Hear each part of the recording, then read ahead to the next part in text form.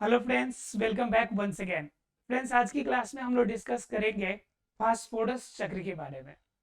Friends, हम लोगों ने पीछे इससे पहले भी कुछ चक्र के बारे में चर्चा किया था। लास्ट क्लास में हमने चर्चा किया था आपसे कार्बन चक्र के बारे में। आज फ्रेंड्स बात करेंगे फास्फोरस चक्र के बारे में। और सबसे बड़ी बात जो आपके लिए जानने की है कि फास्फोरस चक्र हमारे प्रकृति में अर्थात कि वातावरण में अवेलेबिलिटी नहीं है ऐसा कि जिसका भरण पोषण या जिसका साइकिल वातावरण में हो जाए। जनरली एग्जाम में भी ऐसे क्वेश्चंस पूछे जाते हैं कि बताइए कौन सा साइकिल हमारे वातावरण में नहीं होता है। तो उसका आंसर आप फास्फोरस चक्र के रूप में अगर दिया हो तो जरूर लगा सकते हैं। ठीक है फ्रेंड्स, बाकी सबकी चर्चा हम लोगों ने किया था और सभी हमारे प्रकृति की एबिलिटी के अकॉर्डिंग हो जा रहा था। चलिए आज बात करते हैं फास्फोरस चक्र के बारे में। अगर वातावरण में अगर ये साइकिल पूरा नहीं होता है तो कंफर्म है कि इसकी अवेलेबिलिटी होनी चाहिए। और जब इसका उपयोग पेड़ पौधे या जीव जंतु भी इसकी उपयोग करते हैं तो कंफर्म है कि इनकी अवेलेबिलिटी कहीं ना कहीं होनी चाहिए। अगर ये अवेलेबल नहीं होगा तो फिर बताइए कि फिर इसका भरण पोषण कोई जीव कहां से करेगा। कोई ना कोई ऑप्शन होना चाहिए। तो चलिए जरा बात करते हैं कि फास्फोरस चक्र होता कैसे है और फास्फोरस चक्र अवेलेबल कहाँ होता है फास्फोरस। ठीक है, फास्फोरस चक्र की बात कर रहे हैं हम लोग। मतलब फास्फोरस पोषक का साइकिल, फास्फोरस पोषक का साइकिल ये जानना हमें। तो फास्फोरस चक्र की अगर बात करेंगे तो सबसे बड़ी बात यह है कि फास्फोरस जनरली प्राप्त होता है वो फॉस्फेट के रूप में रहता है। किसके रूप में रहता है? फॉस्फेट के रूप में अवेलेबल रहता है।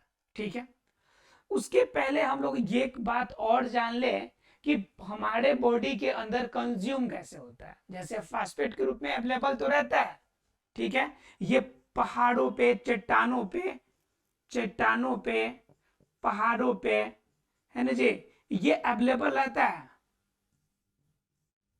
लेकिन बात आती है कि हम लोग इसका यूज किस फॉर्म में करते हैं, अर्थात पेड़ पौधे इसका यूज किस फॉर्म में करेंगे।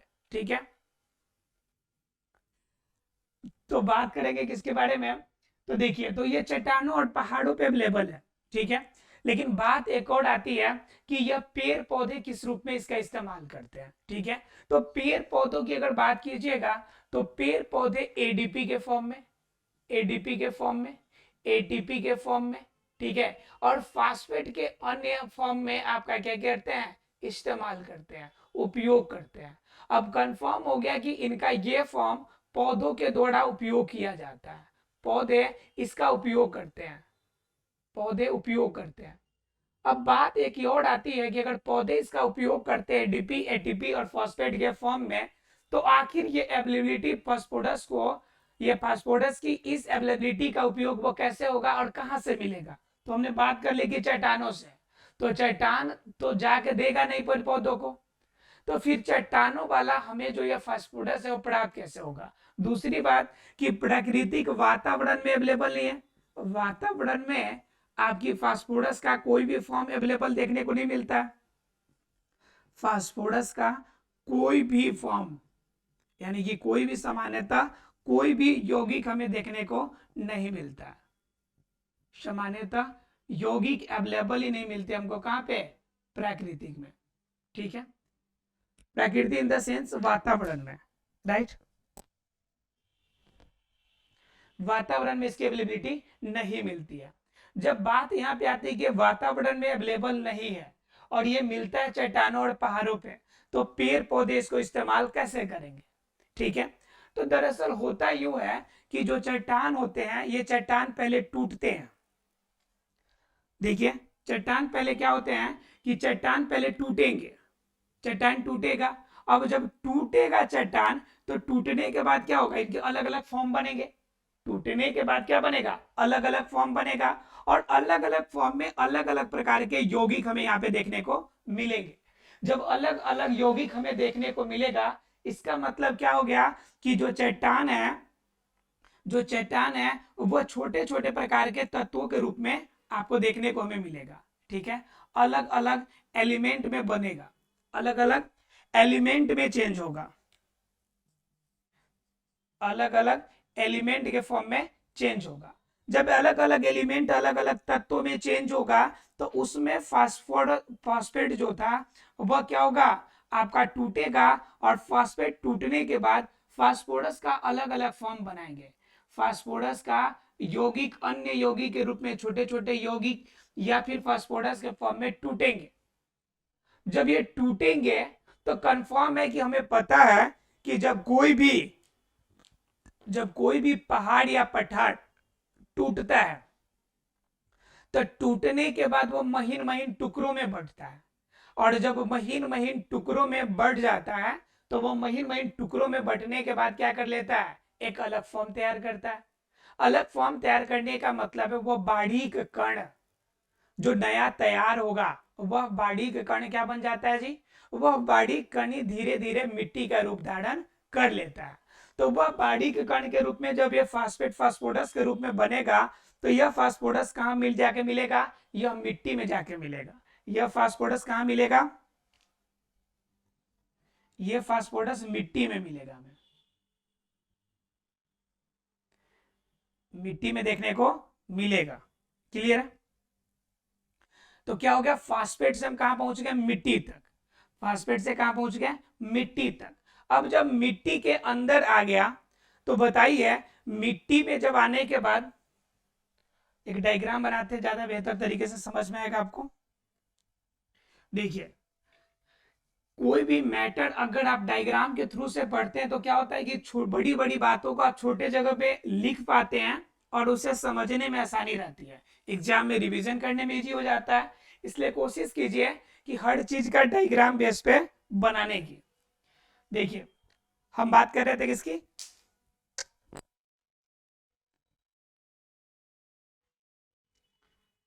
हम बात कर रहे थे फॉस्फेट की। ये रहा चट्टान, ठीक है, चट्टान। चट्टान के पे क्या था, ये फॉर्म कौन सा था, तो फॉस्फेट का फॉर्म था। किसका फॉर्म था, फॉस्फेट का फॉर्म था। अब ये फॉस्फेट वाला टूट गया, ठीक है, टूटने के बाद छोटे छोटे कणों में बटा और यहाँ पे फास्फोरस के अन्य यौगिक बन गए, ठीक है। यह फास्फोरस का यौगिक क्या हो गया कि मिट्टी में जाके मिला, अर्थात मिट्टी में पहुंच गया, ठीक है। अब मिट्टी में यह फास्फोरस की अवेलेबिलिटी जो थी मिट्टी में मिल गई।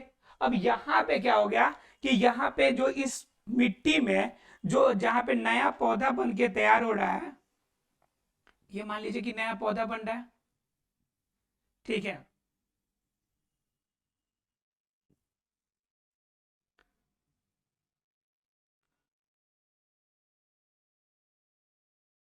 ये देखिए नए पौधे बन गए,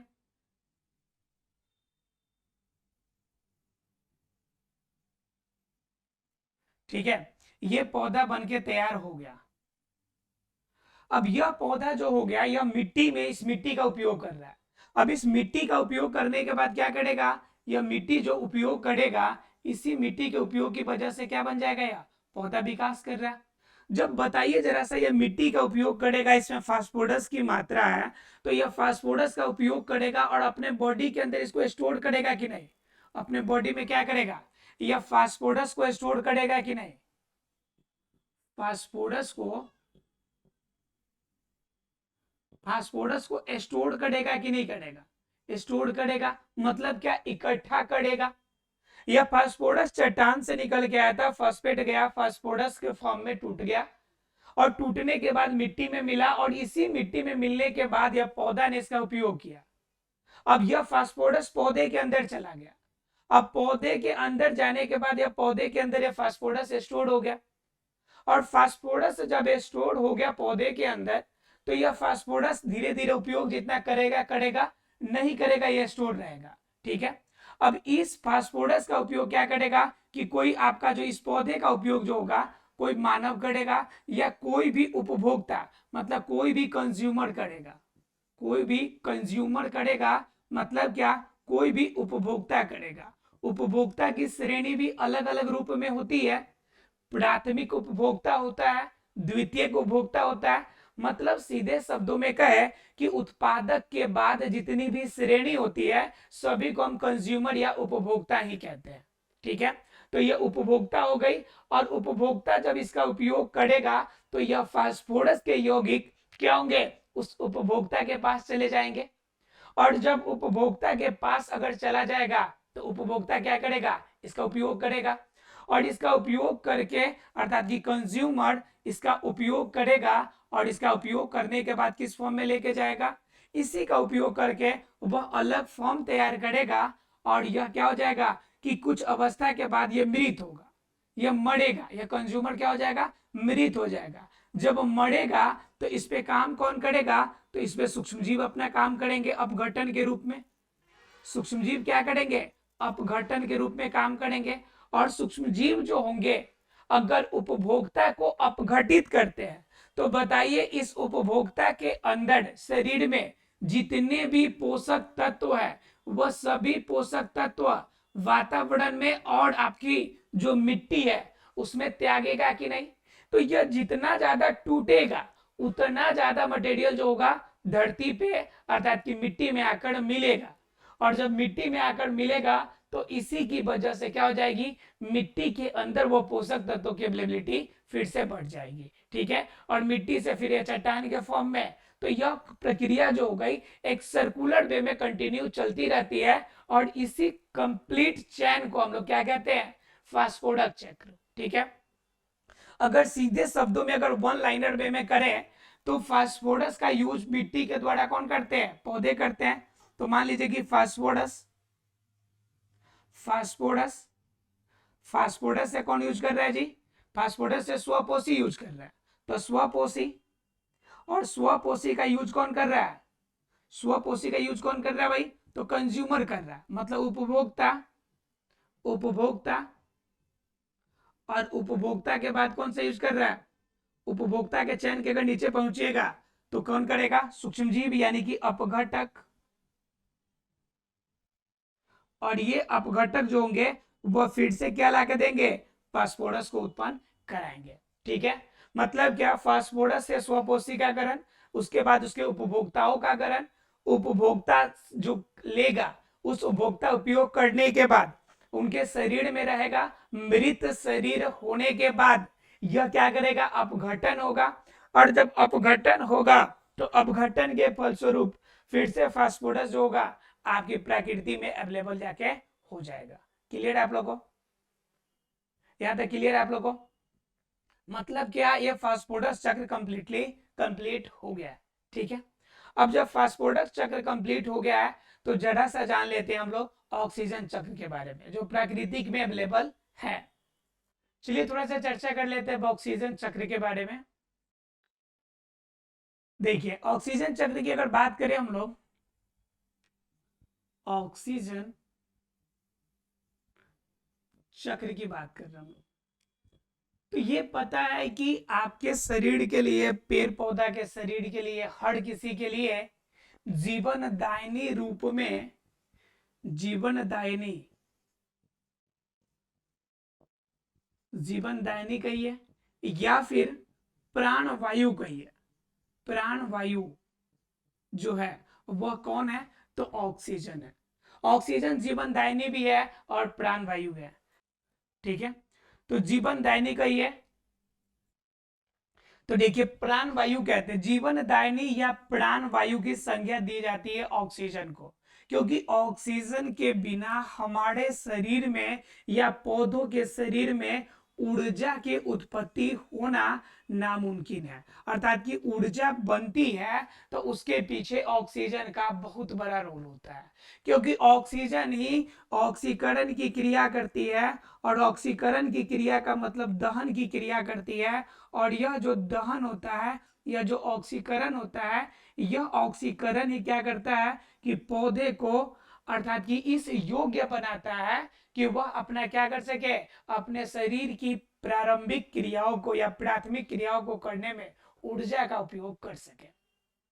तो ये तो हमें पता चल गया कि ऑक्सीजन एक बहुत बड़ा इंपॉर्टेंट पार्ट हमारे बॉडी के लिए, पेड़ पौधों के लिए या इस धरती पर जीवित रहने वाले सजीवों के लिए जरूरी होता है। बात ये समझनी है हमें आज हम लोग को कि ये ऑक्सीजन का चक्र बनता कैसे। ठीक है, ये ऑक्सीजन की अवेलेबिलिटी वायुमंडल में बनती कैसे है, ठीक है। तो ऑक्सीजन की अवेलेबिलिटी बात करते हैं, एक डायग्राम के थ्रू से समझने की कोशिश करते हैं। आपको पता है कि ऑक्सीजन जिस तरह से कोई भी साइकिल है तो किसी पॉइंट से स्टार्ट होती है, पुनः उसी पॉइंट पे जाके खत्म होती है, और यही कंप्लीट प्रोसीजर क्या कहलाती है, एक चक्र या साइकिल के रूप में जानी जाती है, ठीक है।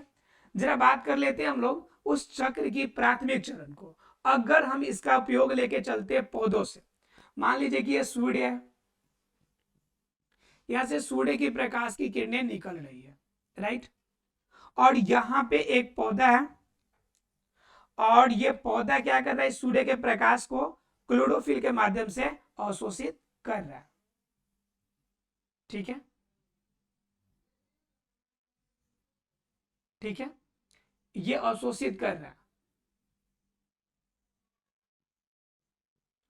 ठीक है।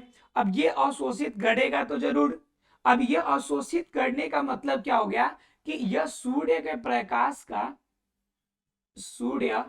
प्रकाश का यह उपयोग करेगा, सूर्य प्रकाश का उपयोग करेगा, और सूर्य प्रकाश की उपस्थिति में वायुमंडल से प्राप्त कार्बन डाइऑक्साइड और धरती से प्राप्त H2O, इस दोनों का उपयोग इसके साथ में करेगा, और इन दोनों के उपयोग करने के बाद जो बनाएगा वो आपका ग्लूकोज होगा, और ग्लूकोज बनाने के अलावा आपका जल वाष्प के रूप में और प्लस में ऑक्सीजन जो होगा वह वायुमंडल को देगा, राइट।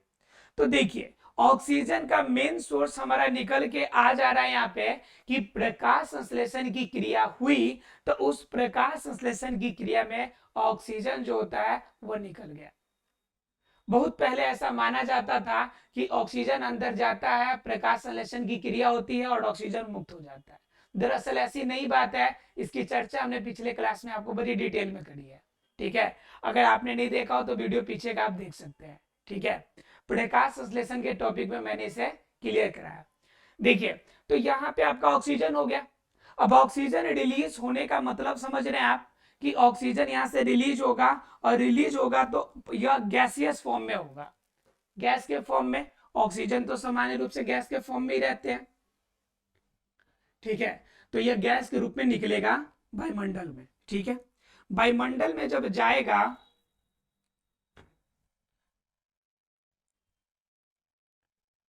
वायुमंडल में जब यह ऑक्सीजन निकलेगा तो यह ऑक्सीजन वायुमंडल को दे रहा है O2, और O2 यहाँ पे आपका क्या हो गया, प्रकृति में आ गया, यानी वातावरण में O2 आ गया, यह O2 वातावरण में आ गया। O2 के अलावा वायुमंडल में नाइट्रोजन है,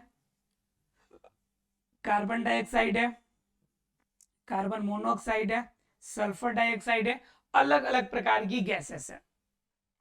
अब क्या होता है कि प्रकृति के अंदर जो यह प्राप्त ऑक्सीजन है, इसका उपयोग अन्य जीव जंतु जैसे मान लीजिए कि मानव कर रहा है, मानव इसका उपयोग कर रहा है।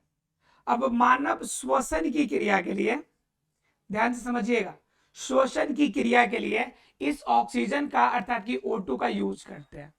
अब O2 का यूज करते हैं तो इनके अंदर पहले से माइटोकॉन्ड्रिया के अंदर जो यह ग्लूकोज टूट के जो छोटे छोटे 3 कार्बन परमाणु वाले ग्लूकोज के जो आपके यौगिक बनाते हैं, उन यौगिक के फॉर्म में चले गए होते हैं, अर्थात जिसे हम लोग पायरुवेट कहते हैं। यह आपका ग्लूकोज है जब टूटता है तो किस फॉर्म में चला जाता है, पायरुवेट में। तो यह अवायवीय श्वसन का भाग है, ठीक है। लेकिन जब यह ग्लूकोज का जो यह पायरुवेट है, जब यह ऑक्सीजन के उपस्थिति में टूटेगा तो यहाँ पे क्या बनाएगा कि ऊर्जा हमें प्राप्त होती है। क्या प्राप्त होती है, हमें ऊर्जा प्राप्त होती है। तो ऊर्जा किस फॉर्म में प्राप्त होगी, तो एटीपी के रूप में हमें ऊर्जा प्राप्त होती है, एटीपी के रूप में ऊर्जा हमें प्राप्त होगी। क्लियर। अब एटीपी के रूप में जो हमें ऊर्जा प्राप्त होगी, इसके साथ में क्या निकलेगा हमारे पास, तो कार्बन डाइऑक्साइड अर्थात कि CO2 हमें प्राप्त होगा, कार्बन डाइऑक्साइड हमें प्राप्त होगा, ठीक है। अब यहाँ पे ऑक्सीजन का यूज हुआ मानव के द्वारा या कोई भी जीव जंतु के द्वारा, और यूज करने के बाद यह कार्बन डाइऑक्साइड वायुमंडल को देगा। और इसके अलावा इतना ही नहीं, इसके साथ में आपका H2O भी निकलेगा, H2O भी इसके साथ में निकलते हैं। तो H2O हो गया, कार्बन डाइऑक्साइड हो गया, और ये सब के सब कहाँ मिलेंगे, फिर वायुमंडल को मिलेंगे। अब क्या करेगा वायुमंडल में, फिर कार्बन डाइऑक्साइड की अवेलेबिलिटी बढ़ेगी। अब यह कार्बन डाइऑक्साइड की जब एबिलिटी इसके अंदर बढ़ेगी तो समझ रहे हैं कि क्या होगा, यह कार्बन डाइऑक्साइड यूज होगा, यह कार्बन डाइऑक्साइड पुनः यूज होगा किसके द्वारा, पेड़ पौधों के द्वारा। और पेड़ पौधे पुनः इस कार्बन डाइऑक्साइड का यूज करेंगे और यूज करने के बाद क्या हो जाएंगे कि यह फिर से क्या करेंगे, ऑक्सीजन के रूप में इसको निष्कासित करेंगे। ठीक है, तो पुनः क्या होगा कि पूरी चक्र के फॉर्म में देखेंगे तो पौधा, वायुमंडल, फिर मानव, फिर आपका कार्बन डाइऑक्साइड और पुनः कार्बन डाइऑक्साइड से ऑक्सीजन, अर्थात कि ऑक्सीजन रिलीज करने की कंप्लीट प्रोसीजर जो हो गई एक साइकिल के फॉर्म में बनके तैयार हो गई। क्लियर है। और इसकी बात करें तो ये सन है, इसकी हम बात कर रहे हैं तो ये क्या हमारा सन है। ठीक है, ये सन है हमारा। क्लियर है। तो सूर्य की प्रकाश की किरण के साथ में संपूर्ण क्रिया आपको देखने को मिल गया।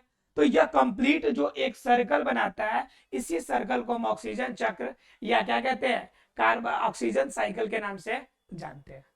क्लियर हो गया आप लोगों को।